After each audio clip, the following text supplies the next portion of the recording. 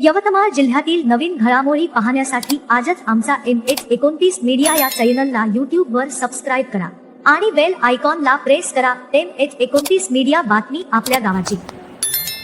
अखेर जिल्हा परिषद आणि पंचायत समिती निवडणूक कार्यक्रम जाहीर। निवडणूक आयोगाकडून कार्यक्रम जाहीर। राजकीय पक्ष झाले सज्ज।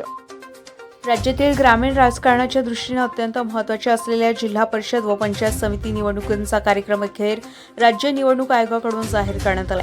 गेल्या अनेक महिन्यांपासून रखडलेल्या या निवडणुकांमुळे राजकीय वातावरण तापले असून आता अधिकृत कार्यक्रम जाहीर झाल्याने सर्व राजकीय पक्ष व इच्छुक उमेदवार तयारीला लागले। निवडणूक आयोगाने जाहीर केलेल्या वेळापत्रकानुसार उमेदवारी अर्ज दाखल करण्याची प्रक्रिया 16 जानेवारीपासून सुरू होऊन 21 जानेवारीपर्यंत चालणार आहे। त्यानंतर 22 जानेवारी रोजी उमेदवारी अर्जाची छाननी केली जाणार आहे। छाननीनंतर पात्र उमेदवारांची यादी जाहीर होईल। उमेदवारी अर्ज मागे घेण्याची अंतिम तारीख 27 जानेवारी असून याच दिवशी निवडणूक चिन्हाचं वाटप करण्यात येणार। त्यामुळे 27 जानेवारीनंतर जिल्हा परिषद व पंचायत समिती निवडणुकीचे चित्र स्पष्ट होणार आहे। 5 फरवरी रोजी प्रत्यक्ष मतदान होणार असून ग्रामीण भागात मतदारांमध्ये मोठा उत्साह पाहायला मिळण्याची शक्यता आहे। त्यानंतर अवघ्या 2 दिवसात म्हणजेच 7 फरवरी रोजी निवडणूक निकाल जाहीर केले जाणार आहे।